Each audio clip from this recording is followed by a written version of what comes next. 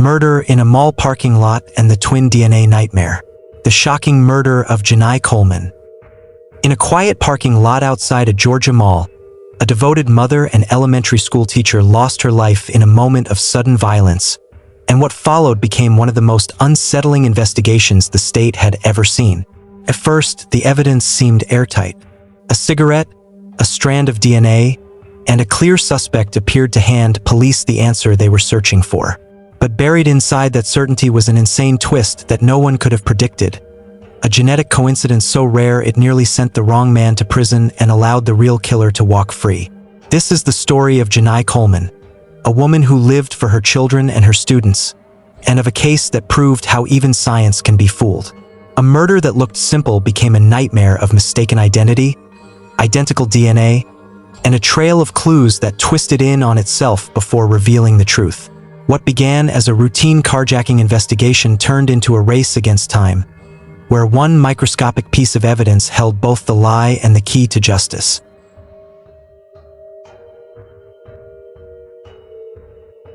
Janai Coleman was born on October 2, 1967, in Elkhart, Indiana, a small town tucked close to the Michigan border where generations of families grew up side by side and where reputation and integrity meant everything. From an early age, she stood out not for loud ambition but for a quiet, steady resolve. She was the kind of person who showed up, did the work, and followed through no matter how difficult the path became. In Elkhart, people knew her as dependable and deeply kind, someone others could rely on without hesitation. Those traits carried her forward as she grew into adulthood. After college, she chose a life of service through education, eventually relocating to Georgia, where she became an elementary school teacher. Teaching was never just a paycheck for her. It was a calling. In her classroom, she built order from chaos, patience from frustration, and confidence in children who were still learning how to believe in themselves. Every lesson she taught reflected who she was at her core. At home, her greatest role was being a mother. She had 3 children, and every decision she made revolved around their future. Late nights grading papers, long days balancing work and family, and every sacrifice she accepted were driven by the same purpose. Her children came first, always. Even her dreams were shaped by them. She often spoke about one day returning to Elkhart to open her own preschool academy, a place where she could build something lasting and give other children the same foundation she had given her own. By 2008, Janai was settled in Georgia, managing a life that demanded everything she had. She was raising her children, teaching full-time, and serving in the United States Navy Reserve as a military police officer. Her days were long and her nights were short, but she carried it all with discipline and determination. It was not an easy life, but it was a meaningful one. Then came the night that erased it all. On July 18, 2008, Janai was not out looking for trouble. She was not meeting friends or celebrating or taking risks. She was doing what countless mothers do without ever thinking twice. She was waiting for her daughter. That warm Friday night, the parking lot of Gwinnett Place Mall in Duluth was alive with movement. Shoppers drifted in and out of stores. Cars rolled past in steady lines. Headlights swept across the pavement as people grabbed food, met friends, and prepared to head home. Near a bus stop sat a gold Dodge Stratus, parked quietly among the noise and motion. Inside was Janai, alone, waiting for what was supposed to be a quick pickup before driving home. Sometime after 9 in the evening, a man walked toward her car. No one knew who he was or where he had come from. A bus driver parked nearby would later tell police that she watched him approach the vehicle, open the driver door, and in an instant fire a single shot. The sound cut through the night like a crack of thunder. The man pulled Janai from the car, left her lying on the pavement, and drove away in her vehicle, disappearing into the dark. Minutes later, a police officer on patrol arrived at the mall and found her on the ground with a gunshot wound to her chest. She was still alive, but only just. He pressed his hands against the wound, trying to slow the bleeding as he waited for help to arrive.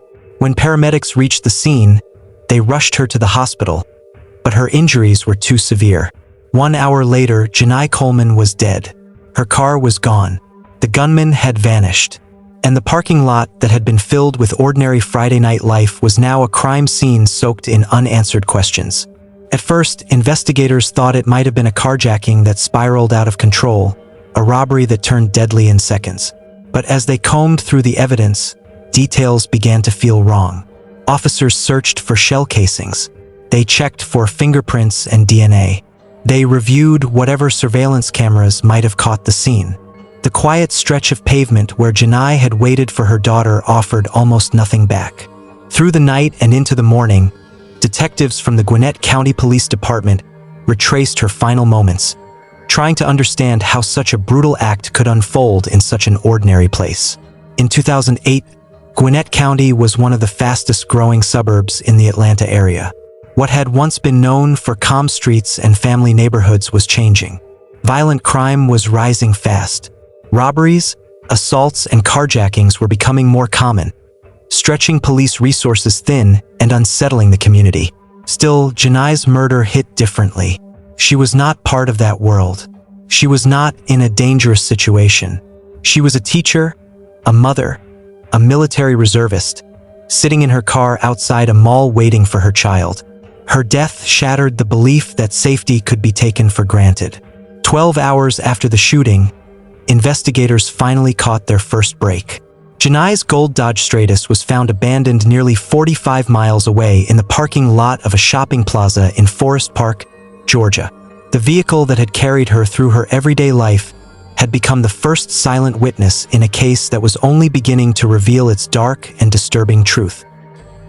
To anyone passing by, the abandoned gold Dodge Stratus looked like nothing more than another forgotten car sitting in a quiet lot. To detectives, it was the last place Janai Coleman had been alive, and every inch of it carried the weight of her final moments. When forensic teams began working through the interior, two pieces of evidence immediately stood out. A cigarette butt rested inside the ashtray, and several fingerprints clung to the doorframe. Janai did not smoke, and her family confirmed it, which meant the cigarette was not hers. It belonged to the person who had taken her life. Every trace was sealed and rushed to the Georgia Bureau of Investigation lab. While the testing began, detectives spread out across Duluth and beyond. They returned to the bus driver who had witnessed the shooting. They canvassed nearby businesses. They pulled surveillance footage from the mall and from every store that might have captured the suspect on camera. Somewhere in all of that video, they believed the killer had left his image behind. Before long, they found him. On one camera near the mall, a man appeared wearing a green and white shirt. His build and the way he walked matched the bus driver's description. Then another camera caught him again at a gas station close to where Janai had been shot. The same man stepped inside and bought a pack of cigarettes. Hours later, in Forest Park, he appeared once more, walking near the plaza where Janai's car had been abandoned. In his hand was a familiar pack of cigarettes. Bronson Light Longs. That brand suddenly mattered more than anyone had expected. The cigarette butt recovered from Janai's car was the same kind. The trail was becoming visible. A man in a green and white shirt. A gas station purchase. A car dumped 45 miles away. A cigarette brand that tied it all together. The pieces were lining up, but investigators knew better than to rush. They needed to be certain. Early on, police considered someone closer to home. The last person who may have seen Janai alive was her daughter's estranged ex-boyfriend. The relationship had been troubled, and detectives could not ignore the possibility that it had turned dangerous. When they questioned him, he was calm and direct. He admitted the relationship had been tense, but he spoke respectfully about Janai. His alibi placed him with family at the time of the shooting, and it held up. He was cleared, and once again the investigation was left without a clear suspect. Detectives returned to the footage, studying it frame by frame. They showed it to Janai's family. They showed it to local business owners. They released still images to the media, hoping someone would recognize the man with the cigarettes. No one did. The phone lines stayed quiet. Days turned into weeks. Nearly 4 weeks after the shooting, the case began to stall. Janai's family waited in painful uncertainty. The detectives felt the same pressure. They could feel the truth slipping further away with every day that passed. Still, they kept circling back to the same small piece of evidence. That cigarette butt. It was the one thing that had not gone silent. For almost a year, the case sat in limbo. No tips, no sightings, no new footage. Then the call finally came. The lab had a DNA match. The genetic profile on the cigarette belonged to a convicted felon with a history of armed robbery. For the first time since the night Janai was killed, investigators had a name. On August 6, 2009, the Georgia Bureau of Investigation confirmed that the DNA matched a man named Donald Eugene Smith. After more than a year of dead ends, it felt like the breakthrough everyone had been waiting for. Detectives began digging into his life. Donald was living in the Atlanta area and had recently worked at a restaurant called Legal Seafoods. When investigators showed employees the gas station footage, several of them said they recognized the man in the green and white shirt. They said it was Donald. Phone records from a number listed on his job application placed that same phone near Gwinnett Place Mall on the night Janai was murdered. To the detectives, the picture was becoming impossible to ignore.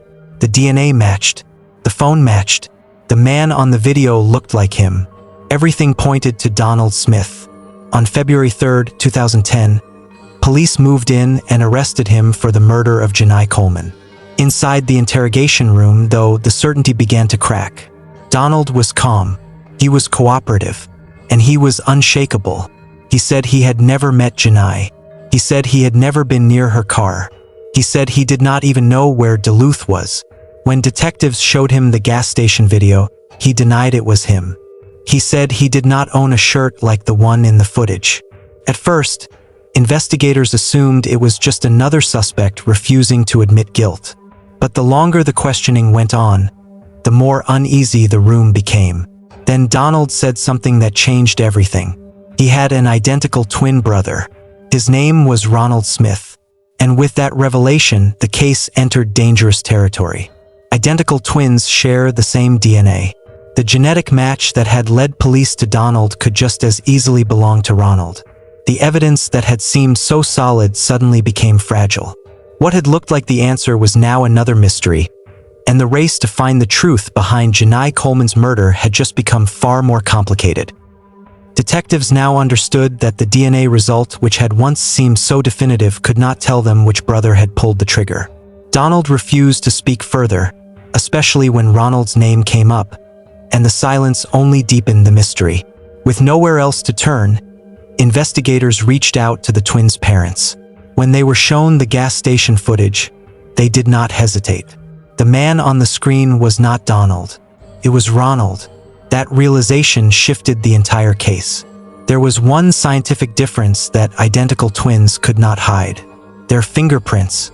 3 days after Donald's arrest on February 6, 2010, police took Ronald Smith into custody. Both brothers' fingerprints were rushed to the crime lab. When the results came back, they cut through a year of confusion. The prints inside Janai Coleman's Dodge Stratus belonged to Ronald and to no one else. The puzzle was finally solved. Ronald Smith was the man who had shot her, stolen her car, and driven into the night, leaving behind the smallest but most powerful clue: a single cigarette burned down to its filter. The evidence began to close in from every direction. Ronald's fingerprints were on the car. His phone records placed him near Gwinnett Place Mall on the night of July 18, 2008. The brand of cigarettes he smoked, Bronson Light Longs, matched the cigarette but that had started the trail. What had once looked like coincidence now formed a clear and damning pattern. Inside the interrogation room, Ronald remained still and distant as detectives laid the evidence in front of him. He refused to give a statement. Then they offered him a cigarette. He accepted, and when he pulled out the pack, it was the same brand that had been found in Janai's car. Even without words, the truth was there in his hands. The charges against Donald were dropped. He walked free, having come dangerously close to losing his life to a case of mistaken identity. Ronald remained in the room, alone with what he had done. A detective slid a photograph of Janai across the table and left him with it. She was a mother, a teacher, a woman who had been sitting in her car waiting for her daughter. After the detective stepped out, a hidden recorder picked up Ronald's voice. He whispered an apology to her. When detectives returned, the wall finally cracked. Ronald confessed. He said that on the night of July 18, 2008, he had been drinking. He said he needed a car and decided to take one. He saw Janai sitting alone, approached with his gun, and when she resisted, the weapon fired. He claimed it was an accident. Investigators did not believe him. The bus driver had heard him curse at Janai before the shot was fired. There was nothing accidental about what happened in that parking lot. On April 28, 2010, a grand jury indicted Ronald Smith on felony murder, malice murder, motor vehicle hijacking, and multiple firearm charges. He pleaded not guilty, but the evidence told a relentless story. The fingerprints, the phone records, the surveillance footage, the cigarette, and his own confession. 4 years later, on October 6, 2012, the case went to trial in Gwinnett County Superior Court. For Janai's family, it was the end of a long and painful road filled with false starts, twin confusion, and endless waiting. Prosecutors told the jury that Ronald had walked up to Janai's car, shot her during a carjacking, and drove away, leaving her to die. Jurors saw the cigarette evidence, the fingerprints, and the video footage. They heard the recording of Ronald's whispered apology. The defense argued that the shooting was a mistake, the result of drinking and panic. But the evidence painted a different picture. Witnesses had heard him curse before firing. His actions afterward were calm and deliberate. He took the car and vanished. The jury found Ronald Smith guilty on all counts. He was sentenced to life in prison plus 25 years. In the courtroom, Janai's family wept. There was no victory in the room, only the quiet weight of justice finally delivered. A mother had been taken from her children. A teacher had been taken from her students. A woman with dreams of opening a preschool back in Elkhart had been stolen from the future she was building. In the end, it was a single cigarette that unraveled a mystery that nearly could not be solved. A tiny trace left behind by a man who thought he had vanished into the dark. Janai Coleman did everything right. She worked hard. She cared deeply. She gave her life to others. And in a matter of seconds, all of it was taken by a stranger who saw her only as a target. Behind every piece of evidence was a human life that mattered. Janai's story remains, not just as a case file, but as a reminder of how fragile ordinary moments can be, and how even the smallest detail can speak for those who no longer can.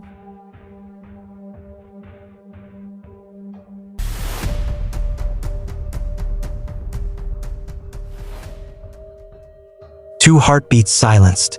The chilling story of Latoya Figueroa. In a city where violence had become background noise, one disappearance refused to fade quietly. A young mother vanished in broad daylight, pregnant and devoted, leaving behind a child who waited by the door for a mother who would never return. What followed was not a mystery driven by strangers or shadows in alleyways, but a slow unmasking of betrayal, control, and calculated cruelty. As flyers covered Philadelphia and hope thinned with each passing day, the truth was already buried just beyond the city limits, hidden by someone who spoke calmly, defended himself loudly, and carried secrets far darker than anyone first imagined. This is the story of Latoya Figueroa, a life defined by love, erased by violence, and remembered through a case that exposed how easily some victims are overlooked and how devastating the cost of that silence can be.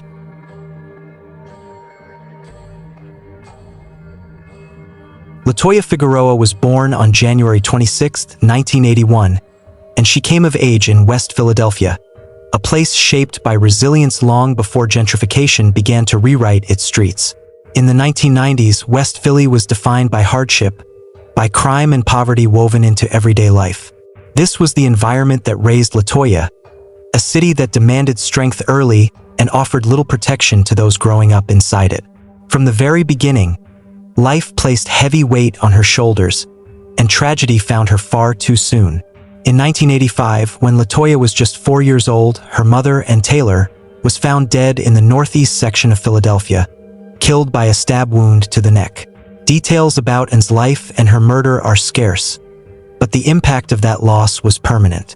Latoya grew up haunted by her mother's death, carrying a quiet fear that history might one day repeat itself.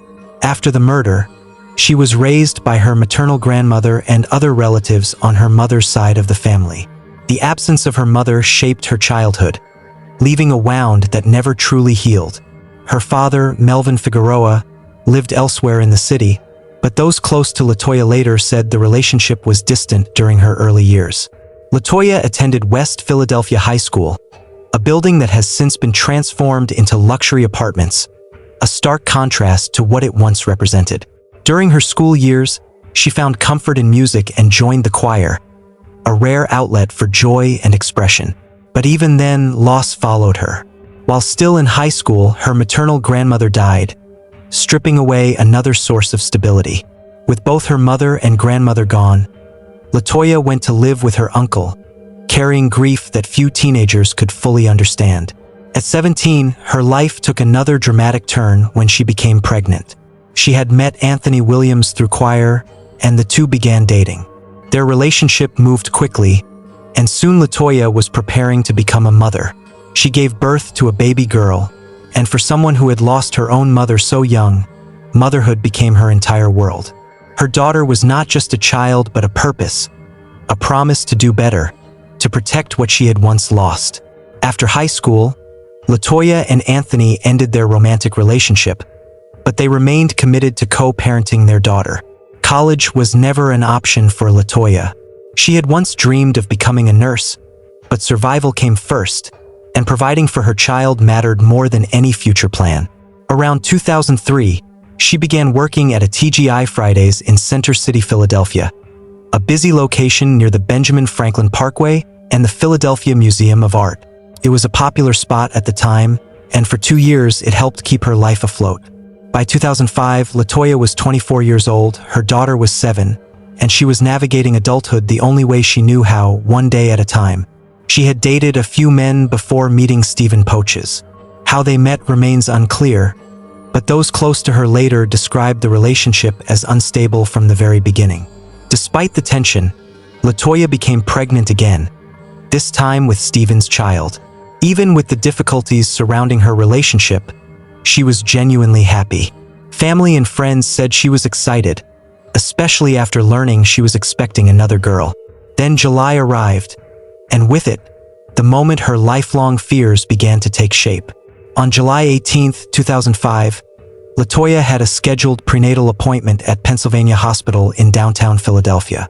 She asked Stephen to accompany her, and the two met at his home in southwest Philadelphia before driving together into the city. According to reports, they left the hospital without seeing a doctor because they were unable to pay the $35 copay. What happened next would become one of the most critical timelines in the case.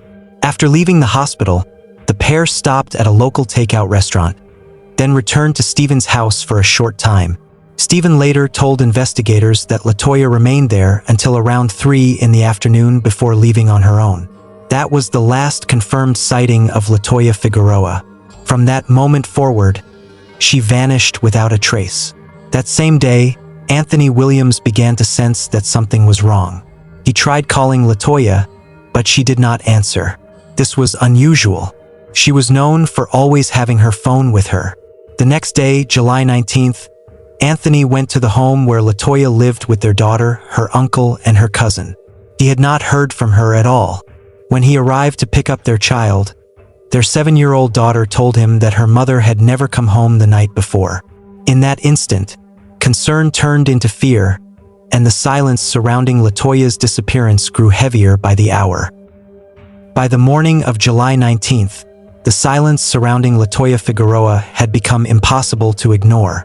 She was not answering her phone, and now it was clear she had never come home. For LaToya, motherhood was not just a role, it was her identity.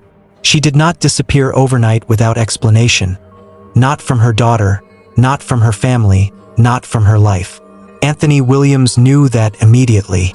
The first place he called was the TGI Fridays where she worked, hoping against reason that she might be there. She was not. The restaurant told him LaToya had not shown up for her shift. There were conflicting accounts about whether she was scheduled to work on July 18th. But one fact was certain. She was expected on July 19th, and she never arrived. That was enough to confirm what Anthony already felt in his gut. Something was wrong. He began calling local hospitals, fearing she might have been hurt. Just months earlier, LaToya had been robbed, and the thought that something similar could have happened again weighed heavily on him. Hospital after hospital was checked. Her name was nowhere. By July 21st, 3 days after anyone had last seen her, Anthony contacted LaToya's family and friends and told them she was missing. Then he called police. When the missing persons report was filed, more than 48 hours had already passed.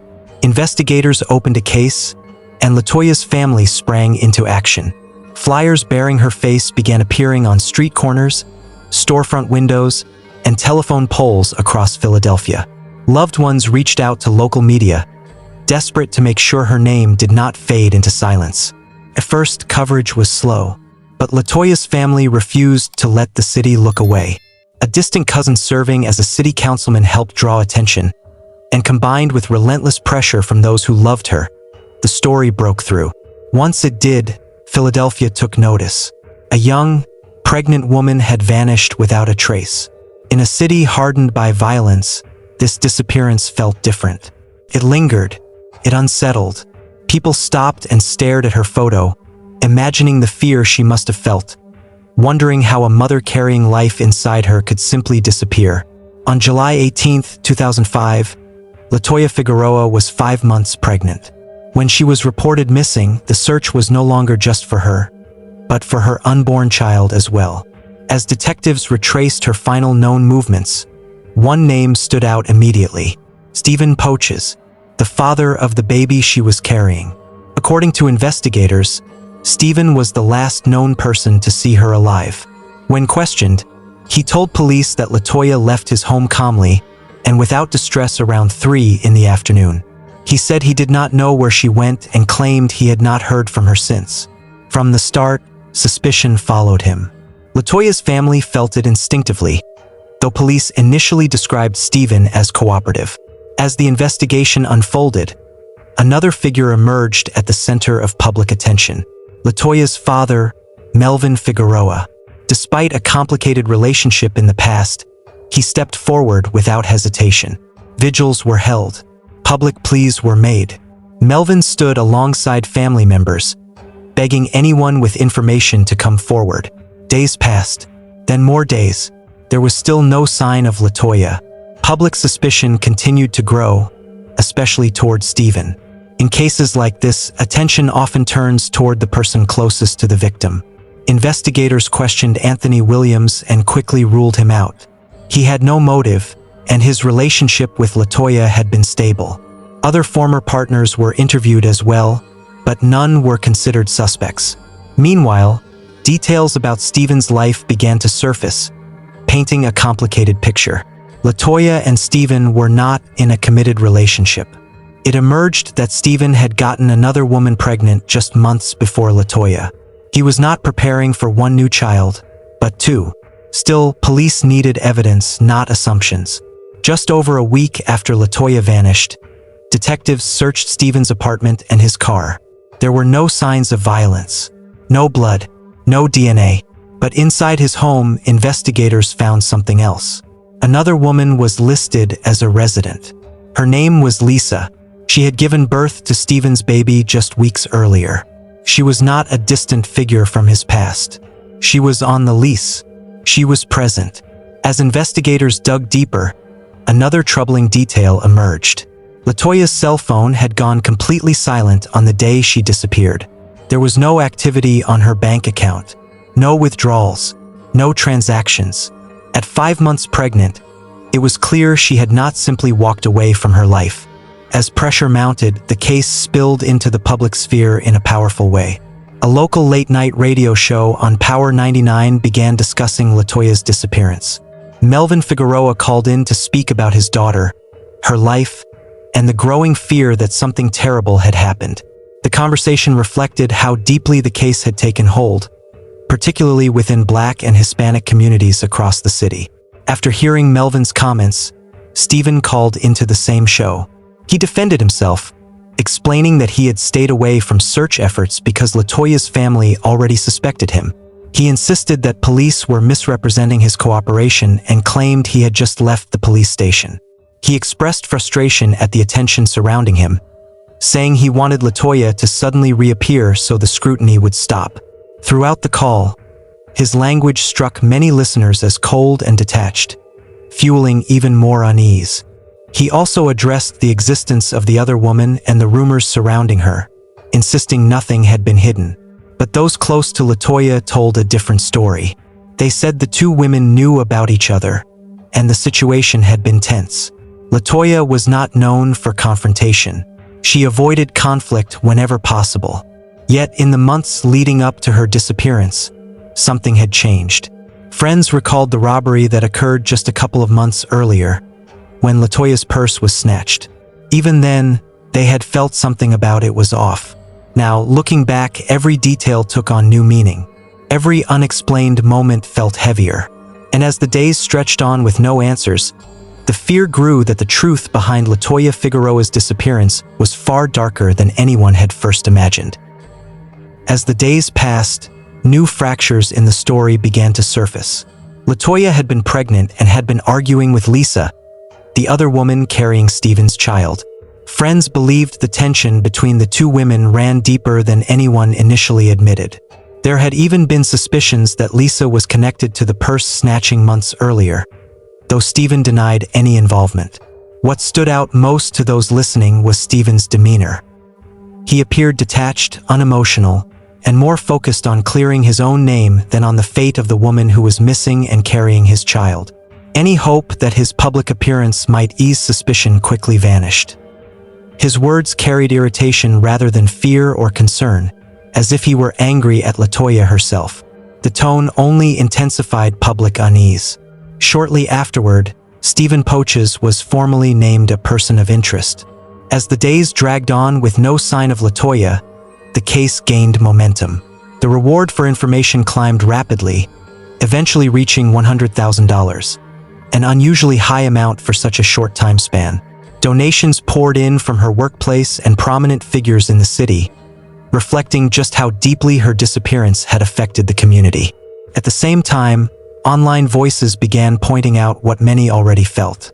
Only weeks earlier, the disappearance of Natalie Holloway in Aruba had dominated national headlines. By contrast, LaToya's case struggled for sustained coverage. Public pressure forced some major outlets to pay attention, and her story eventually appeared on America's Most Wanted.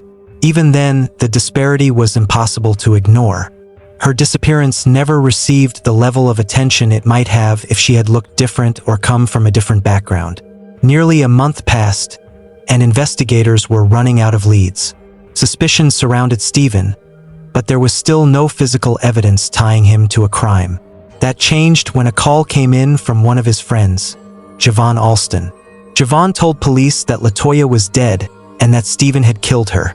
He said he knew because he had been forced to help dispose of her body in Chester, just outside Philadelphia. According to Javon, on the night of July 19th, Stephen picked him up in Chester and told him he needed help getting rid of a body. Javon said Stephen was armed and that fear kept him from refusing. They drove to a wooded area near where Javon lived. When the trunk was opened, Javon realized the body inside was LaToya. He said she was bound, clearly pregnant, and wrapped inside a large bag. Unable to bring himself to touch her, he watched as Stephen removed her from the trunk and dragged her into the trees, leaving her there. Javon said he got back into the car out of fear, then jumped out once they drove away. Later that day, Stephen contacted him again. Javon told police that threats followed, warnings meant to keep him silent. Fear, he said, kept him from coming forward immediately, though many later questioned whether the growing reward also played a role in his decision. Investigators soon learned Stephen had also confided in another man, Walter Myatt, admitting to killing LaToya and asking for help moving her body. Walter immediately contacted police. After determining he had no involvement in the crime, detectives asked him to cooperate. Walter agreed. On the evening of August 20th, 2005, police followed Stephen and Walter to Chester. Stephen led them directly to the wooded lot. There, investigators found LaToya Figueroa and her unborn child. She had been there the entire time. She had never disappeared on her own. She had never left Stephen's home alive on July 18th. Stephen Poches was arrested at the scene, armed and wearing a bulletproof vest. He was charged with 2 counts of first-degree murder. Back in Philadelphia, he confessed. He told police the argument had been about abortion. He said he wanted LaToya to terminate the pregnancy and she refused. During the argument, he claimed his anger escalated and he strangled her. The autopsy confirmed she had been killed that way. Javon later testified that Stephen viewed LaToya's pregnancy as a problem, one that conflicted with the other woman and created financial strain. He also stated that Stephen had previously tried to have LaToya attacked, but the attempt failed. At trial, Stephen chose a bench trial and argued that the killing was not premeditated, but the judge rejected that claim. The testimony was overwhelming. Stephen Poches was found guilty on both counts of first-degree murder. To avoid the death penalty, he waived his right to appeal and was sentenced to life in prison without the possibility of parole. Neither Javon nor Lisa faced criminal charges. Disputes later arose over the reward money, with Walter receiving only a fraction of the total amount. LaToya was laid to rest with her unborn daughter. The baby she never got to meet was to be named Nyla. Nyla's ultrasound photo was displayed at the funeral, a silent reminder of 2 lives taken before they had the chance to begin. As years passed, the city moved on. Many forgot LaToya's name. Her family never did. Her father, Melvin Figueroa, dedicated himself to helping other families who had suffered similar losses. He created a nonprofit in her name, determined to keep her story alive. But his health declined. After a stroke and complications from diabetes, Melvin died in 2015. LaToya Figueroa had wanted nothing more than to be a mother and to give her children the love she herself had lost so young. That future was stolen from her. Stephen Poches will spend the rest of his life behind bars. Justice was served, but LaToya's story remains a painful reminder of how many women like her disappear into silence. Their lives cut short, their names nearly forgotten, unless someone refuses to stop telling their story.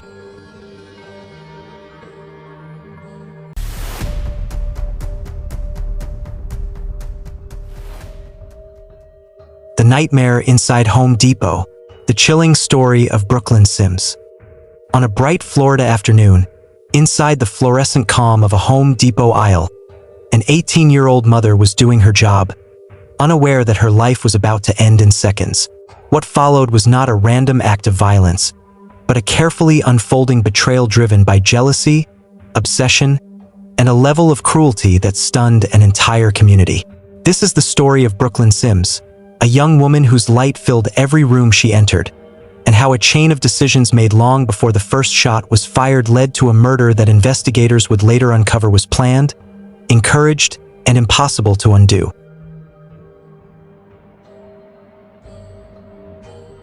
Brooklyn Sims was born on January 25, 2005, and raised in the quiet town of Citronelle, Alabama. From the beginning, she carried a presence impossible to ignore. Those closest to her described a fearless spirit wrapped in warmth, a young woman whose confidence filled every space she entered. Her smile was unforgettable, bright and effortless, balanced by a gentle and soft-spoken nature. As a child, Brooklyn gravitated toward the outdoors, drawn to movement and freedom. By the age of 3, she could dive to the bottom of a swimming pool without fear. With a father who trained horses, she was riding her pony Lacey at just 18 months old, spending countless hours at the barn surrounded by animals, her dog Lucy never far behind. She idolized her 2 older brothers, Logan and Cole, trailing behind them in oversized jerseys and baseball caps, playing baseball, basketball, and football in the yard. To her family and friends, Brooklyn was the heartbeat of every gathering, full of laughter and energy. Above all else, her world revolved around her young daughter, Casey, the love of her life. On a sunny afternoon in Pensacola, Florida, that life was violently interrupted. Emergency calls flooded dispatch reporting gunfire inside a Home Depot on North Davis Highway. The chaos unfolded in seconds. Shots rang out. A young woman collapsed onto the store floor. Witnesses watched in shock as a man fled the building, disappearing back toward the highway. Deputies from the Escambia County Sheriff's Office arrived within minutes. Among the first on scene was Deputy Sam Shelley. Outside the store, shaken witnesses confirmed the shooting had occurred near the garden center. A suspect description began circulating as deputies secured the area. Inside, a single victim lay motionless in aisle 52. Brooklyn Sims was already gone. Brooklyn had been working that day for a company contracted by Home Depot to conduct inventory. She was counting products in aisle 52 when the shooter approached. Evidence suggested she had been targeted. 2 additional employees working nearby were also injured during the gunfire. The aisle told a violent story.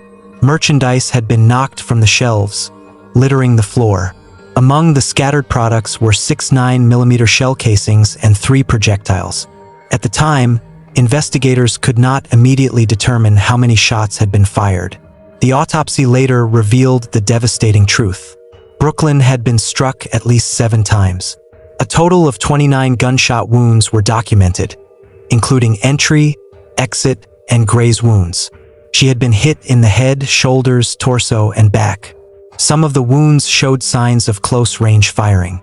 The entire attack was over in moments. As deputies worked the scene, witnesses described a man running from the store and toward the roadway. Shell casings were carefully marked and preserved as evidence. Outside the entrance, employees and shoppers gathered, stunned and grieving. Brooklyn's supervisor, Sheila Agee, was among them. Overwhelmed and desperate for answers, she paced the entrance before drifting into the parking lot, struggling to process what had just happened. Minutes after the shooting, the Pensacola Police Department notified investigators that a firearm had been recovered along Davis Highway, just north of the Home Depot. The weapon was identified as a Glock 19. A single round of ammunition lay nearby. Scratches along the handgun indicated it had likely been thrown from a moving vehicle, skidding to a stop near the sidewalk. Forensic testing would later confirm that the firearm matched the bullets that killed Brooklyn Sims. Back at the store, customers were evacuated, and witnesses remained gathered outside as investigators began piecing together the final moments inside aisle 52. Several inventory workers had been close enough to hear the encounter unfold. They recalled a brief exchange, only a few words spoken, before the gunfire erupted. Brooklyn had barely turned before the shooting began. There was no argument, no prolonged confrontation, just seconds between recognition and violence. Among the witnesses, Sheila Agee stood apart, not only as a supervisor, but as someone deeply connected to Brooklyn. Sheila loved her like a daughter. Brooklyn had previously been involved with Sheila's son, 20-year-old Keith Agee. Together, they shared a 15-month-old child. Though no longer a couple, their connection through their daughter remained. As deputies began formal interviews, Sheila struggled to remain standing. The weight of the moment overwhelmed her. As officers moved witnesses into the shade to take statements, Sheila suddenly collapsed. Emergency medical services were urgently requested as deputies worked to steady her breathing. Around her, the investigation continued, but the emotional toll of the crime was unmistakable. In a matter of seconds, a bright young life had been erased, leaving behind a stunned community, a grieving family, and a child who would grow up without her mother. Sheila Agee was treated at the scene by emergency medical personnel before being transported away by ambulance. In the immediate aftermath, she provided no further statements to investigators. There would be time for that later. By then, law enforcement no longer needed her help to identify the killer. The answer came swiftly, and from a place no one expected. Only minutes after the shooting, a call came into emergency services. On the line was the supervisor's son, the father of Brooklyn Sims' child. Keith Agee was attempting to turn himself in. Officers tracked his location to the parking lot of an AMC movie theater, where they found him sitting alone in the center of the lot in a silver Nissan Sentra. He had removed his shirt to show police he was unarmed. After fleeing the Home Depot, Keith had driven away, abandoned his vehicle, wandered through nearby woods, and crossed a creek before deciding to surrender. With Keith in custody and his admission during the emergency call, investigators finally had confirmation of who had fired the gun that ended the life of 18-year-old Brooklyn Sims. What they did not yet understand was why. Keith was transported to the Escambia County Sheriff's Office. After being advised of his rights, he broke down in tears. Investigators listened as he began to unravel his story. He described an on-again, off-again romantic relationship with Brooklyn. They had never lived together, but they shared a baby daughter named Casey. Keith admitted that his temper had been an ongoing problem. Arguments between them often escalated into destruction. Broken phones, damaged furniture, a shattered window. Because of this behavior, Brooklyn had previously obtained a restraining order against him. Despite that history, the two had recently spent time together. The weekend before the murder, Keith claimed they played at being a family, spending time together with their child. According to him, things seemed fine, until that morning. Earlier that day, Keith received a call from Greater Mobile Urgent Care informing him that he had tested positive for gonorrhea. Without seeking medical clarification or considering incubation timelines, he became convinced that Brooklyn had given him the infection. Anger replaced reason. Brooklyn was staying at a hotel in Pensacola while working inventory shifts for her contracting company. Keith began trying to contact her, calling repeatedly, attempting to track her down. When she did not respond the way he wanted, his resentment deepened. In his mind, her silence became proof. After finishing his shift at the Calvert Steel Mill in Alabama, Keith went home and retrieved his handgun. He then got on the interstate headed toward Florida. Along the way, he stopped in Loxley, briefly considering what he was about to do. The pause did not last. Still wearing his work clothes with reflective stripes across his back and arms, Keith entered the Home Depot in Pensacola. Surveillance footage captured him walking directly toward aisle 52, where Brooklyn was working. Seconds later, he was seen running from the aisle. The gunfire had already erupted. Keith told investigators that he confronted Brooklyn about the sexually transmitted disease. He claimed she dismissed him, briefly turning toward him before returning to her work. A coworker nearby laughed. In that moment, Keith pulled the trigger. When he fled the scene, he discarded the firearm along the roadway.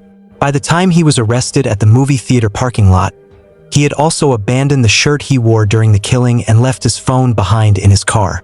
After confessing, investigators informed Keith that his phone would be searched. He immediately understood the gravity of that statement.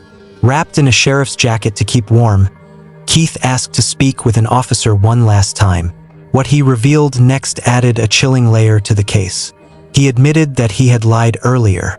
Before ever entering the Home Depot, before Brooklyn was shot down in aisle 52, Keith had sent messages to his mother. In those messages, he told her that he was on his way to kill Brooklyn. What initially appeared to be a crime of sudden rage was no longer spontaneous. It was premeditated, and the truth was about to come fully into the light. 3 days after the murder, investigators completed the forensic extraction of Keith Agee's phone. What they uncovered changed the case forever. Deleted text messages between Keith and his mother revealed a chilling level of involvement. The exchange began at 10:37 a.m., exactly 2 minutes after Keith received the results of his STD test. For the next 2 hours, until 12:40 p.m., the messages continued relentlessly. Less than 40 minutes later, police would be dispatched to the Home Depot where Brooklyn Sims was gunned down. In the earliest messages, Keith sought confirmation that Brooklyn was with his mother in Florida. Almost immediately, his rage turned violent. He declared his intent to shoot the mother of his child. Rather than de-escalating the situation, Sheila Agee engaged. She agreed to alert him when they were close to returning to Alabama, then taunted him for hesitating. She went further, suggesting he should not wait at all. Instead, she urged him to drive directly to the Home Depot and kill Brooklyn there. Her reasoning was cold. If he waited, the shooting might happen in front of the child. There was also the risk that she herself could be caught in the gunfire. Surveillance footage from the store entrance during this time captured Sheila pacing back and forth, watching the doors, frequently stopping to type on her phone. She offered Keith the address and encouraged him to come immediately. He confirmed he was on the way. As the messages continued, Sheila briefly questioned whether her son was willing to destroy his own life and his daughter's future. But the hesitation was short-lived. Within minutes, she promised to send the address. Over the next 40 minutes, the two continued discussing the plan. Keith asked his mother to confirm that she had not warned Brooklyn. Sheila reassured him that she had said nothing. She also instructed him to delete their messages. By the time Keith arrived at the store, the decision had already been made. That same day, Florida investigators traveled to the Washington County Sheriff's Office in Alabama to interview Sheila Agee. With limited equipment available, they placed a body-worn camera on the table to record the conversation. Sheila initially denied any meaningful involvement, portraying herself as a mother caught between her son and a volatile situation. When detectives revealed that the deleted messages had been recovered in full, totaling more than 30 pages, her tone shifted. She claimed that Brooklyn had accessed her phone and sent some of the messages herself. According to Sheila, she had been trying to calm things down, while Brooklyn escalated the exchange. Investigators dismantled the story piece by piece. The timeline did not align. The message flow did not make sense. Surveillance footage contradicted her claims. The address had been sent directly to Keith. No warning was given to Brooklyn. No call was made to law enforcement. And at the scene, Sheila had lied to deputies. Confronted with the evidence, Sheila was left with one explanation. She insisted she never believed Keith would actually follow through. But the messages told a different story. Keith had explicitly stated his intent to shoot Brooklyn. Sheila had acknowledged the threat and continued engaging. What she dismissed as talk ended in murder. Keith Agee was indicted on a charge of first-degree premeditated murder. His mother was also charged, accused of being a principal to the crime. Both were held without bond. As the legal process unfolded, Brooklyn Sims' loved ones were left grappling with an unthinkable loss. They remembered a young woman whose presence lit up every room she entered. A daughter, a sister, a cousin, and above all, a devoted mother whose only dream was to raise her child. Brooklyn and Keith's young daughter was placed in the custody of Brooklyn's mother, Cornelia. In December of 2023, Keith Agee stood trial. He did not deny killing Brooklyn. Instead, he claimed the shooting was an act of passion rather than premeditation. A first-degree conviction meant life in prison without parole. A lesser conviction could have offered the possibility of release. Keith took the stand, attempting to explain his state of mind. He claimed that when he arrived at aisle 52 and saw Brooklyn, his anger faded. He said he felt calm and grounded, and that he could have walked away. According to him, everything changed in a single moment when she dismissed him and turned back to her work. The jury was unmoved. Hours of planning, 2 hours of text messages, a weapon retrieved, a drive across state lines, surveillance footage, forensic evidence. The truth was unmistakable. Keith Agee was found guilty of first-degree murder and sentenced to life in prison. No verdict could undo what was taken that day. Brooklyn Sims was 18 years old. Her life ended in seconds, but the impact of her loss will echo forever in the life of the daughter she left behind, and in a community forever changed by betrayal from within. Though it had no bearing on the legal proceedings against Keith, after the verdict, State Attorney Bridget Myers-Jensen provided documents to the judge revealing text messages between Sheila Agee and Brooklyn Sims from just days before the murder. On August 5th, Brooklyn had forwarded a picture from a doctor's appointment, confirming she did not have an STD. Only later would it emerge that Keith had been physically intimate with at least one other partner within 2 months of his test results. The case against Sheila was far more complex than that of her son.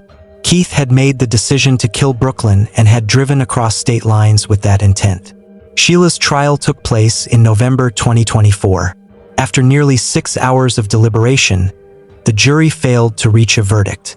A mistrial was declared, the result of juror misconduct. One juror had routinely played a crossword puzzle during testimony, refusing to reach a consensus and prompting heated debates. 2 jurors even reported feeling unsafe during deliberations. A second jury was seated in August 2025. The defense framed Sheila's role as that of a mother trying to manage a volatile situation. The grandmother's motive was elusive. By almost all accounts, she had regarded Brooklyn like a daughter. The texts between mother and son that day contained warnings of the negative consequences Keith's actions would have on his young daughter, reminders that his future could end up behind bars. Yet Sheila still had to answer for her role in guiding Keith to aisle 52. Every message, every interaction had set the stage for what would happen. Keith testified in his mother's defense. In his own trial, he had claimed that the decision to kill Brooklyn came only in the final moments. In Sheila's trial, he confirmed that nothing she did could have stopped him. Once he set his mind on something, he said, it was impossible to deter him. No words, no actions could have prevented the murder. He acknowledged that she had tried in her way to steer him away, but once the path was set, nothing could undo it. When Sheila, 52, took the stand, she attempted to explain the 2-hour exchange that led to Brooklyn's killing. She walked the jury through her messages with Keith, insisting her goal had always been to dissuade him, to protect Brooklyn's life. Though some of her actions may have appeared supportive, she claimed her intent had never been to cause harm. Every time Keith leaned toward violence, she tried to redirect his focus, sometimes toward herself, sometimes toward their shared concern for his daughter, Casey, always trying to keep Brooklyn out of harm's way. Despite her testimony, the jury was unconvinced. They deliberated just under 3 hours before returning a verdict. Sheila Agee was guilty of first-degree principal premeditated murder. Like her son, she was immediately sentenced to life in prison without the possibility of parole. During sentencing, Cornelia Sims addressed the court.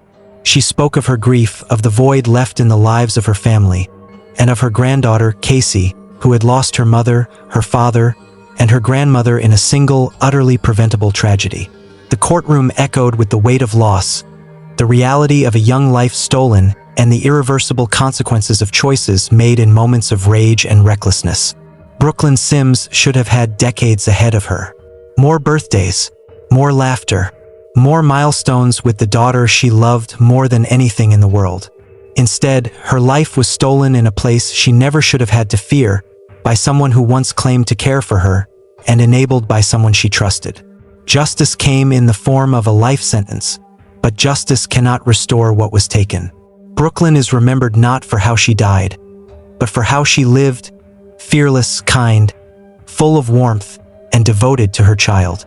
Her story stands as a haunting reminder that the most dangerous threats do not always come from strangers, and that silence, encouragement, and indifference can be just as deadly as pulling the trigger.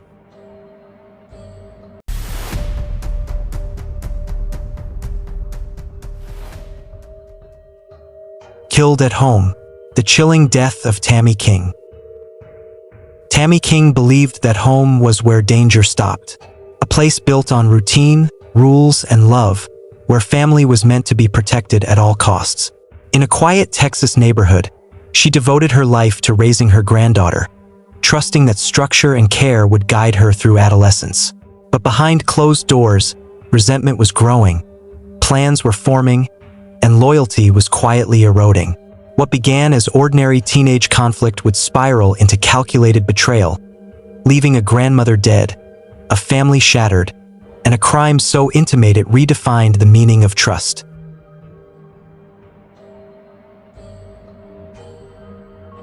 Tammy King was born on September 28, 1953, entering a world shaped by post-war optimism and on the brink of sweeping social change. Public records reveal little about her private dreams or early ambitions, yet they consistently point to a life anchored in responsibility and devotion. Those formative years quietly shaped a woman whose purpose would become deeply tied to protecting the people she loved. Her adult life unfolded in the small Texas community of Baycliff, where she built a home defined by routine, caution, and care. She became a mother to her son Christopher and later took on the full responsibility of raising her granddaughter, Tara. Tammy valued security in every sense. She owned her home, maintained structure, and kept firearms secured in safes, a reflection of a woman intent on safeguarding her family and her space. That instinct for protection would linger over everything that followed. At around 10 p.m. on February 6, 2025, deputies from the Galveston County Sheriff's Office were dispatched to a home on the 4700 block of 15th Street in Baycliff. The residence belonged to 61-year-old Tammy King, a recent widow raising her 17-year-old granddaughter. The call came from Terry Utton, a longtime family friend who had grown increasingly alarmed. Terry explained that his last contact with Tammy had been on Wednesday night around 10 p.m. Since then, 2 full days had passed without a single response. Calls went unanswered. Messages were ignored. Concern deepened when he reached Tammy's son Christopher, Tara's father, who confirmed that he too had not heard from either his mother or daughter. When deputies arrived, they found no immediate legal grounds to force entry. The doors were locked. The windows offered no clear view inside. The house stood silent, but Terry could not walk away. He broke the glass of the back door window and unlocked it, only to discover that a tumble dryer had been shoved tightly against the entrance. Other objects followed, including a large mattress, deliberately stacked to block access. Looking through the narrow opening revealed chaos. The interior was in complete disarray, and the door could not be opened wide enough to enter. Determined, Terry contacted Christopher and received permission to try another way in. With deputies watching, he climbed through a bathroom window using a nearby picnic table for leverage. He was inside for less than a minute. When deputies reached the front of the house, Terry emerged visibly shaken, motioning silently toward what he had seen. Tammy King was in her bedroom, lying on her back on the bed. Blankets had been piled over her without care. She had suffered a fatal gunshot wound to the head and had been deceased for at least a day. Overcome, Terry told deputies he could not bring himself to look into Tara's bedroom, fearing what he might find. A full sweep of the house confirmed no one else was inside. Tammy King and Terry Utton had known each other for more than 40 years. They met in the 1980s when their spouses were siblings. Over decades, the families grew close. In time, both Sandy and Butch, sister and brother, passed away.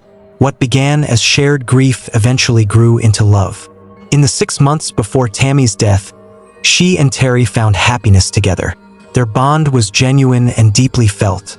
Terry was also close to Tammy's granddaughter, a girl he had watched grow from childhood into adolescence. By February 2025, Tara was no longer a carefree child.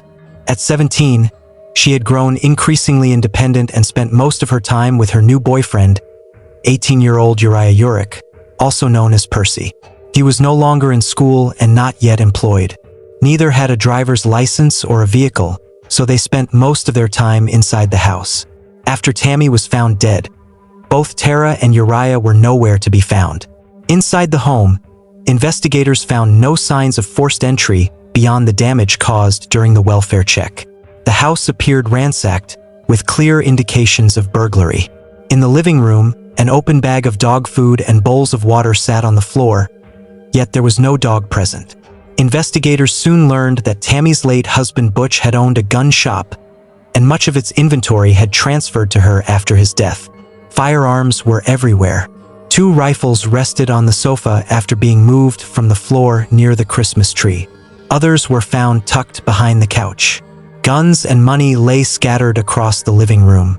Many firearms were still secured in safes in Tammy's bedroom and closet, but several safes stood open and empty. Despite the disorder, there were no signs of a struggle. Evidence of the killing appeared largely confined to the main bedroom. A white purse with a small blood droplet was found in the living room, believed to have been moved after the fatal shot. In the kitchen, dirty dishes and spoiled food sat untouched. At the back of the house, investigators found the tumble dryer pressed firmly against the rear door, topped with a mattress. The front door and windows had also been deliberately blocked, a calculated effort to delay discovery. What investigators encountered in Tara's bedroom was even more disturbing. Clothes were strewn across the floor and furniture. Trash and partially eaten fast food filled the room, producing a strong odor. Prescription pill bottles issued to Tammy were left out in the open. Water bottles containing human urine sat on the desk. Beneath it, a makeshift sleeping area was visible, with blankets and pillows showing clear signs of use. Back in Tammy's bedroom, additional prescription bottles were found on the bed. 2 live rounds of .22 caliber ammunition lay nearby, one on clothing and one on the floor. Beneath the bed, a spent .5.56 casing was recovered, the silent remnant of the fatal shot. The weapon itself was gone, with safes emptied, money scattered, and the home left in calculated chaos. The scene told a chilling story. What initially appeared to be a burglary had become something far darker, and Tammy King's carefully protected life had ended in deliberate violence. By the time investigators finished processing the house, it was clear that several firearms were missing, including the weapon used to kill Tammy King. What remained equally alarming was the silence surrounding both Tammy and her granddaughter. No one had heard from either of them since Wednesday night, 2 days earlier. If Tara had been inside the house when the gun was fired, there was a real possibility that the crime claimed more than one victim. With time working against them, the sheriff's office issued an urgent plea for public assistance. As the case spread rapidly across social media, a young man named Rigo contacted authorities. He explained that he was a friend of Tara's and had picked up Tara and her boyfriend Uriah from Tammy's house on the afternoon of February 5th, the day after investigators believed Tammy had been killed. During that ride, neither teen mentioned a burglary or a murder. Tammy's home had no security cameras, but a neighbor across the street did. That footage proved critical. Early in the afternoon of February 5th, 2 figures were seen moving through Tammy's backyard, carrying trash bags back and forth from the house. Moments later, a black sedan reversed into the driveway. Investigators identified the vehicle as Rigo's Nissan Altima. Rigo told police that Uriah had stayed on the phone with him until the moment he arrived, an unusual request that stood out in hindsight. Once there, Uriah instructed him to back into the driveway. Items were loaded into the trunk before Rigo drove the couple and their small black dog, Salem, to the parking lot of a nearby business, where they were left beside a white Jeep. Another friend, Christian, worked at that location and agreed to help. He offered Tara and Uriah a place to stay, and they offered payment in cash or firearms. Both Rigo and Christian were told the same story, that the couple was fleeing an abusive household. They claimed Tammy had been physically and emotionally abusive, a narrative they repeated online while asking for help escaping an unhealthy environment. No evidence was ever provided to support those claims. In reality, there had been growing tension inside the home. Tara, once shy and friendly, had become increasingly withdrawn as she entered high school. Arguments with her grandmother became routine. She skipped classes, then stopped attending school entirely. Terry later described a household filled with conflict, especially after Tara began dating Uriah. Tammy had initially welcomed Uriah into her home, maintaining the same atmosphere of openness and care she had always provided. But she also set rules. There were boundaries and a curfew. Uriah was expected to leave at night. Those rules sparked resentment, and the couple's anger grew as Tammy continued to enforce them. After Rigo dropped them off, Tara and Uriah stayed in the spare room of Christian's apartment for 2 nights. Christian told police they appeared unusually paranoid, convinced law enforcement was constantly outside the door. At their request, he drove them to a Walmart where they purchased multiple boxes of hair dye. On February 7th, the same day Tammy was discovered, Christian returned home to find the couple gone. Their dog had been left behind with a neighbor. When investigators later searched the spare room, they found unsettling parallels to Tara's bedroom at her grandmother's house. Takeout trash littered the space. Firearms and ammunition were present. A prescription pill bottle bearing Tammy's name, partially torn, was found among the debris. In the bathroom, dye stains marked where the couple had altered their hair, an apparent attempt to change their appearance before fleeing.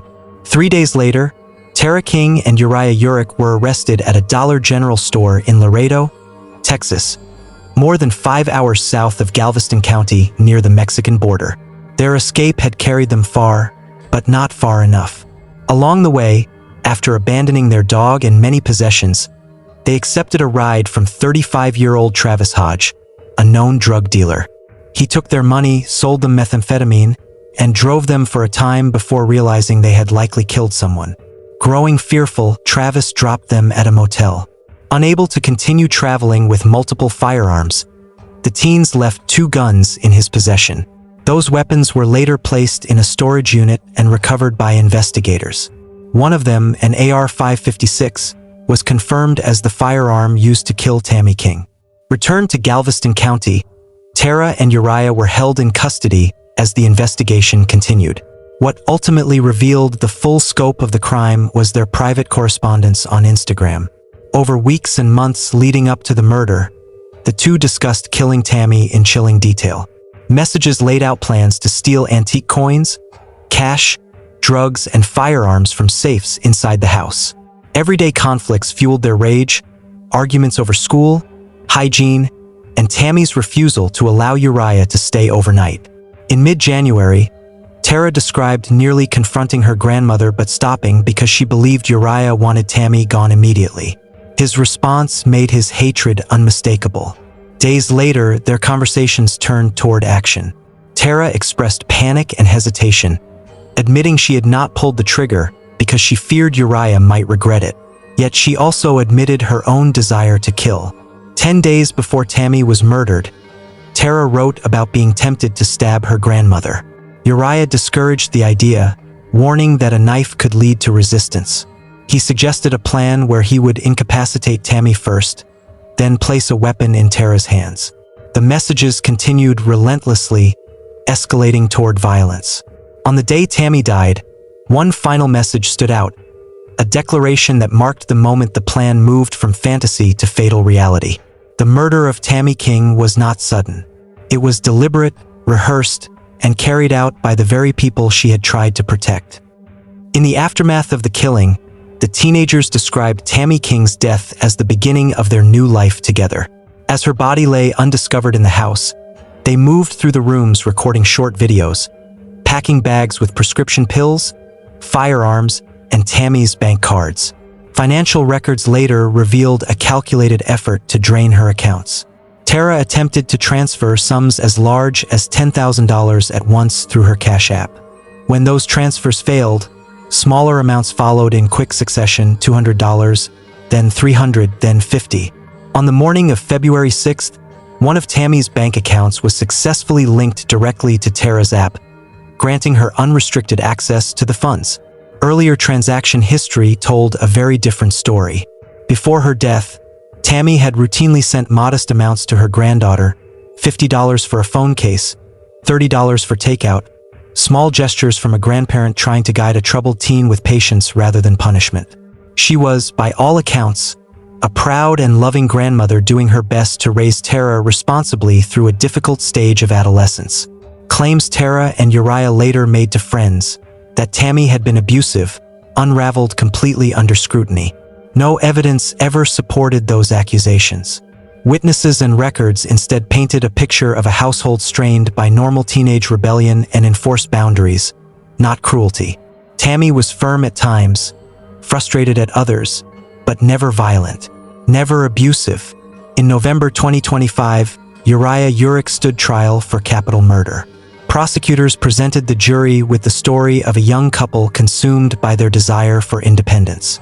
They resented rules, rejected authority, and came to view Tammy not as a caregiver but as an obstacle. They wanted the money, the jewelry, the guns, and the freedom immediately. Waiting, growing up naturally, or earning independence was no longer acceptable. What could have been a fleeting teenage romance instead became a calculated act of murder. Terry Utton took the stand and spoke about the woman he had loved for decades. He told the jury about the last conversation he had with Tammy, how she had shared her frustrations with Tara, believing they were typical teenage growing pains. He never imagined those arguments carried any real danger. In his eyes, Tara was still the quiet, shy child he had always known. Uriah, whom he knew as Percy, had a strict 10 p.m. curfew set by Tammy. The teens frequently asked for more time. Sometimes Terry encouraged leniency. At night, he occasionally heard noises coming from Tara's room after Uriah was supposed to be gone, but he never intervened. He believed in giving her privacy. He had no idea what the couple was planning in those late-night hours. Another critical witness was Travis Wayne Hodge. In exchange for his testimony against Uriah and later Tara, he accepted a plea deal that resulted in a 10-year prison sentence for his role in helping them flee and for additional drug and gun charges. He told the jury that he had sold methamphetamine to Uriah on several occasions before agreeing to drive the teens south toward the Mexican border. During that drive, Uriah began revealing details about Tammy's death. He initially claimed it was self-defense, but quickly contradicted himself, admitting the position of the body made that impossible. When asked directly whether one of the firearms in his possession was the murder weapon, Uriah confirmed that it was. The defense did not dispute that Uriah pulled the trigger or that Tammy King was killed. Instead, his attorney argued that the act was born from immaturity rather than malicious intent. He described Uriah as an 18-year-old who made the worst decision of his life, a teenager influenced by drugs and naivety, chasing adulthood without understanding its weight. He argued the killing was not motivated by robbery, despite the missing money and guns, but by a reckless desire to be grown. Prosecutors rejected that framing. They reminded the jury that messages planning the killing stretched back weeks, that valuables were taken, that money was siphoned, that the murder was followed immediately by flight. Tammy King was not killed because two teenagers wanted independence. She was killed because they wanted everything she stood between them, and after approximately 3.5 hours of deliberation, the jury, 9 women and 3 men, returned a guilty verdict on the charge of capital murder. Uriah Urick Jr. was sentenced automatically to life in prison without the possibility of parole. Tara King pleaded not guilty. Tara King, however, initially entered a plea of not guilty, with her trial scheduled for January 2026 at the time of publication. Court records later revealed a critical turn in the case. On Monday, January 5th, a jury trial did not take place. Instead, the 17-year-old pleaded guilty and was sentenced accordingly. Tara King was convicted of capital murder in the death of her grandmother, 61-year-old Tammy King, who was discovered lifeless inside her own home, an outcome that transformed a family tragedy into a final and devastating legal judgment. Tammy King's family later wrote that her legacy is one of love, kindness, and strength. They described her memory as a source of comfort and inspiration, not only to those who loved her, but to all who knew her story. This was the tragic case of Tammy King, a grandmother who devoted her life to protecting her family, and who was betrayed in the place she believed was safest, her own home.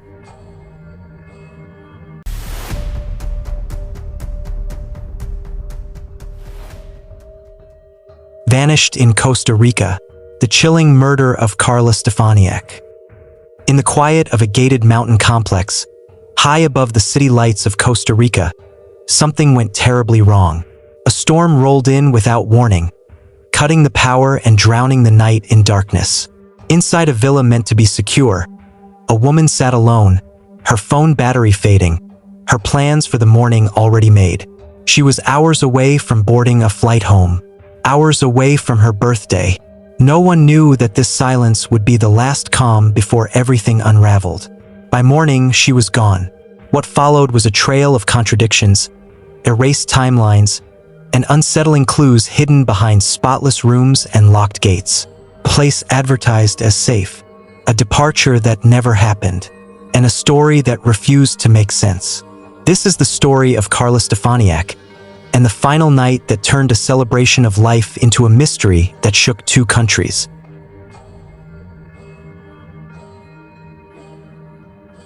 Carla Stefaniak was born on November 28, 1982, in Venezuela. By her late teens, her life had already crossed borders. At 19, she moved with her family to the United States, settling in Hallandale Beach near Miami, Florida. She was one of 4 siblings, close-knit and deeply connected, yet fiercely independent. When the family decided to return to Venezuela 4 years later, Carla chose a different path. Florida had become home, and she stayed behind alone, determined to build a life on her own terms. She found work at an insurance agency and quickly carved out a circle of friends. Carla was magnetic. She was the kind of person who lived with momentum, always saying yes to the next experience, always leaning forward into life. Her brother Mario later recalled that, even as a child, she was constantly chasing excitement, so energetic that her parents could barely keep up. That spark never faded. Friends described her as unforgettable. Loud in the best way, vibrant in how she dressed, how she spoke, how she entered a room. One friend called her fiery, adventurous, impossible to ignore. Carla loved the world, and she wanted to see every corner of it. Travel became her passion. She explored Iceland in an RV, skied through Switzerland, absorbed the chaos and rhythm of New York City, and slipped away on weekends to Cuba, Spain, and islands across the Caribbean. She documented everything, sharing photos and stories online, quietly hoping that one day her love for travel would become her full-time life. Family remained her anchor. Her brother Carlos was married to a woman named April, and the two women were inseparable. Carlos often joked that his sister talked to his wife more than she talked to him. As Carla's 36th birthday approached, the plan felt perfect. Carla and April would celebrate in Costa Rica. Carla handled the itinerary herself, mapping out every day, determined not to miss a single moment of beauty. On November 22, 2018, Thanksgiving Day, the two women landed in Costa Rica. They moved between hotels as the trip unfolded, saving the final nights for an Airbnb in a gated complex nestled in the mountains of Escazú, just 10 minutes from San Jose. The apartment offered sweeping views from a private balcony, security guards on site, and a pool overlooking the valley. It was meant to be the calm, luxurious finale to an unforgettable journey. The days passed in a blur of beaches, rich food, and constant updates on social media. On their second day, they visited the hot springs. On November 25th, Carla posted a photo of herself by the pool, relaxed and radiant. Everything about the trip appeared perfect. April was scheduled to return home one day before Carla, leaving Carla alone for one final night. The next day would be her birthday. Friends in Florida were already planning dinner the moment she landed. At 11:30 a.m. on November 27th, Carla hugged April goodbye at the airport. With time to spare, she accepted an offer from an Uber driver to take her on a brief city tour, paying in cash. She spent the afternoon sightseeing, sending photos to her family, and treating herself to a new purse and jewelry. Later, the driver dropped her back at her Airbnb, Villa Lumas, apartment 8. Around 6:30 p.m., Carla began getting ready to head out to a jazz cafe. But the weather had other plans. A powerful tropical storm rolled in, violent and unrelenting. By 8 p.m. on November 27th, Carla was alone inside the villa as the storm intensified. She completed her online check-in for her flight and confirmed plans for the same Uber driver to pick her up the next morning at 8:30 a.m. She planned to do a bit of shopping and grab food before heading to the airport. Outside, branches slammed against the windows. Rain hammered the roof so loudly it drowned out everything else. Carla messaged her family WhatsApp group, saying she wanted to go out but felt exhausted. Then, without warning, the power went out. The villa plunged into darkness. She sent another message, saying the rain was heavy, the power was gone, and the situation felt unsettling. The electricity flickered back briefly, but the sense of unease lingered. Alone in a foreign country, surrounded by violent weather and intermittent power, fear settled in. She messaged April to say the power had returned, but that it felt deeply unsettling. She tried to calm herself by focusing on the fact that she would be back in Florida the next day. This was not the final night of paradise she had imagined. With her phone battery draining, Carla stayed on FaceTime with a friend in New York. She told him she was thirsty. He suggested boiling water, but all she had was a skillet. Leaving the apartment in the storm felt too dangerous. She said she would ask one of the security guards for bottled water instead. Around 9 p.m., her phone battery died. The FaceTime call ended. That was the last confirmed contact anyone had with Carla Stefaniak. The next morning, her birthday arrived in silence. No messages, no social media activity. Every WhatsApp message sent after 9 p.m. remained unread. With the storm and power outages, the silence was concerning but not yet alarming. At 8:30 a.m., the Uber driver arrived at the villa as scheduled. Carla did not appear. April called the complex, worried. A security guard told her that Carla had already left, just after 5 a.m., with her luggage. By 5:30 p.m. that evening, Carla's flight landed at Fort Lauderdale Hollywood International Airport. Her friends were waiting to take her out for her birthday celebration. Carla never got off the plane. This time, the warning signs could not be ignored. Her family contacted Costa Rican authorities immediately. They were told to wait 48 hours. Carla was an adult, they said. Time was needed. Her family refused to accept that answer. Deep down, they knew something was terribly wrong. Police eventually sent a patrol car to the villa. The Airbnb was spotless, so clean that new tourists had already checked in. Carla's belongings were gone. The space had already been disturbed, unintentionally erasing potential evidence. The cleaning staff told police nothing seemed out of place. Everything had been left neat and orderly. Until the 48 hours passed, police were hesitant to escalate the investigation. Carla's family took matters into their own hands. A massive group chat was created, nearly 60 people strong. Tasks were assigned. Some contacted police repeatedly. Others reached out to Airbnb. Others flooded social media and contacted reporters. When they spoke to the property owner, he repeated what security had told him. Carla had supposedly left around 5 a.m. in an Uber with her bags. But nothing added up. Her Uber account showed no ride matching that time. There were no security cameras on the property to confirm her departure.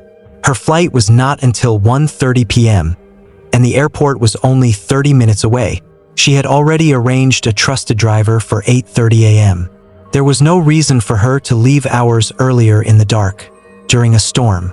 The Uber driver she had planned to use confirmed he arrived only at 8:30 a.m. He had not been there earlier. He had not picked her up at dawn.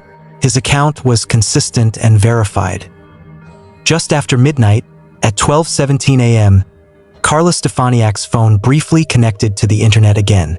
It was nearly 3 hours after her FaceTime call had ended. Phone data showed something chilling. The device had not left the Airbnb property. That villa, high in the mountains of Escazú, was the last known place Carla had been. With that discovery, the case shifted. Carla's face flooded local media, and a formal missing persons investigation finally began. 6 days after she was last heard from, police returned to the villa with cadaver dogs. What they found immediately raised alarms. The apartment reeked of bleach and vinegar. The space had been aggressively cleaned, wiped down with chemicals meant to erase something that should never have been touched. Despite the scrubbing, evidence remained. Investigators located Carla's blood and the presence of semen on the bed and the floor. Whatever had happened inside that apartment was violent.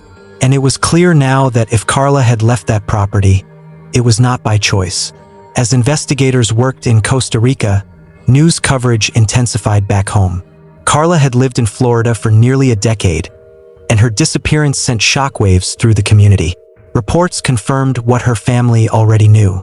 She was supposed to land in Fort Lauderdale on Wednesday. She never arrived.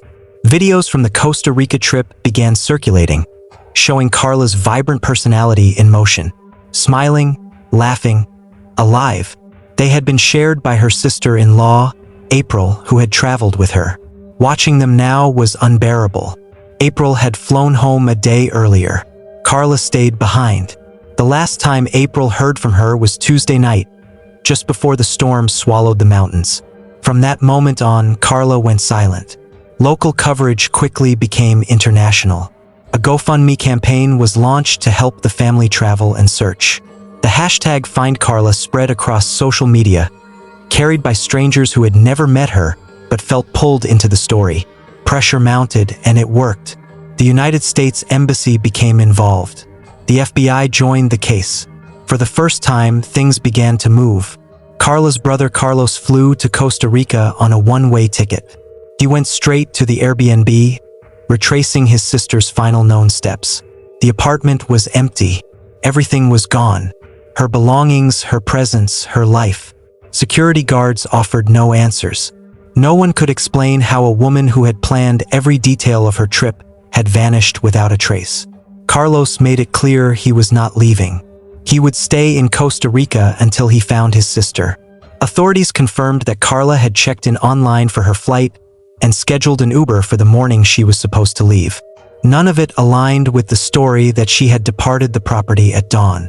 Investigators acknowledged the disappearance and said they were working the case, but details remained scarce. The family was left in agonizing limbo, forced to imagine every possible outcome. Days passed, then a week. While loved ones back home refreshed their phones and clung to hope, the truth surfaced in Costa Rica. Just after noon, in the San Antonio de Escazú neighborhood, sniffer dogs reacted in a wooded area.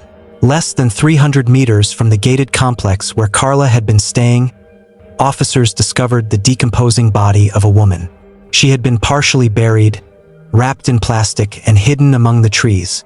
Although formal identification through dental records was still pending, the media moved quickly. The location, the timing, the circumstances, everything pointed to the same devastating conclusion. When Carlos received the call, he did not need confirmation. He already knew. He looked up at the sky and broke down. In his heart, he felt it. His sister was gone.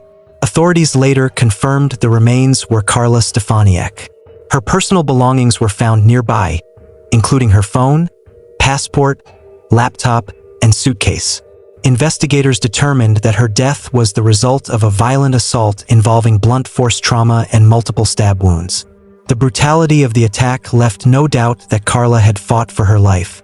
Her family began the painful process of bringing her home to Florida, surrounded by grief, but also by overwhelming support from people around the world who had followed her story, shared her face, and hoped against hope for a different ending. What had happened inside that quiet mountain villa was no longer a mystery of disappearance. It was now a homicide, and the search for the person responsible was only just beginning. The forensic evidence revealed the full brutality of Carla Stefaniak's final moments. A forensic pathologist determined that a knife had been driven into her back with such force that 2 of her vertebrae were broken. The injuries to her body and the DNA found beneath her fingernails told a clear story. Carla fought fiercely for her life. She was alone in a remote mountain complex, without power, as a violent storm raged outside so loudly that any attempt to call for help would have been swallowed by the noise. Investigators indicated that the motive appeared to be sexual, particularly given the semen discovered inside the Airbnb. However, authorities did not publicly release detailed forensic confirmation regarding a sexual assault. Based on medical findings, Carla is believed to have died around 10 p.m., only a short time after she had planned to ask a security guard for bottled water. Police began re-interviewing everyone connected to the property. The Airbnb owners cooperated fully, and attention soon turned to one of the security guards assigned to apartment 8. He lived in the building next door and had regular access to the unit Carla was renting.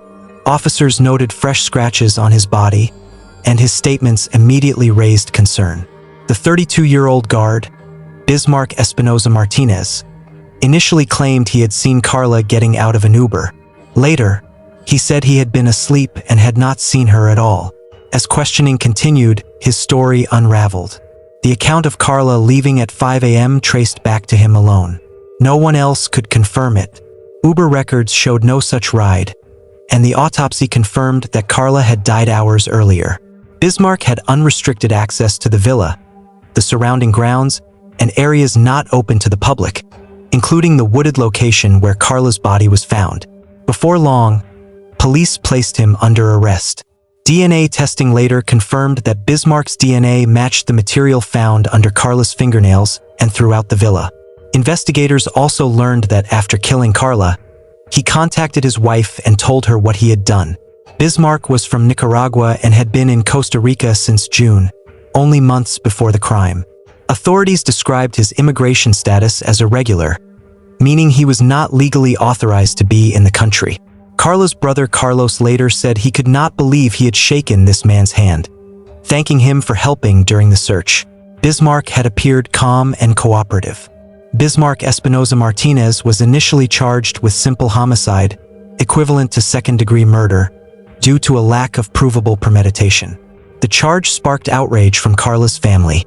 As the case drew national and international attention, they pushed for accountability and transparency.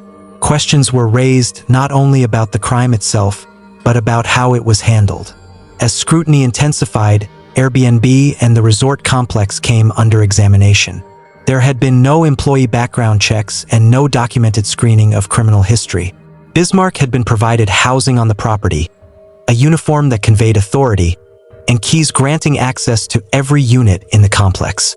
His apartment was directly next door to Carla's. In 2020, Bismarck stood trial in Costa Rica. There was no jury. 3 judges would decide his fate. Although prosecutors upgraded the charge to first-degree murder after sustained pressure from Carla's family, the court ultimately acquitted him of that charge. He was found guilty of simple homicide. Prosecutors sought the maximum sentence allowed, while Carla's family argued for additional charges, including robbery and attempted sexual assault. In the end, Bismarck Espinosa Martinez was sentenced to 16 years in prison. Carla's family also filed a civil lawsuit against Airbnb and the Villa Lu Mas Resort. The suit alleged negligence, citing the lack of background checks, the authority given to Bismarck, and the failure to warn guests of potential safety concerns. It argued that the harm Carla suffered was foreseeable and preventable. Bismarck and the resort were ordered by a Costa Rican court to pay just over $50,000 in civil damages. The Airbnb listing was later removed. The lawsuit against Airbnb did not result in a public verdict, and no admission of liability was made. It appears the matter was resolved privately. To this day, Carla's loved ones believe more than one person may have been involved in disposing of her body. How a single individual could commit the crime, move her remains, and clean the villa before another guard arrived remains a troubling question with no clear answer. Carla Stefaniak's case continues to raise difficult questions about safety, oversight, and responsibility in international travel. She did not go to Costa Rica seeking danger. She went to celebrate life, to travel, to mark another birthday doing what she loved most. She should have come home with photographs and stories. Instead, her name became a headline, a court record, and a warning.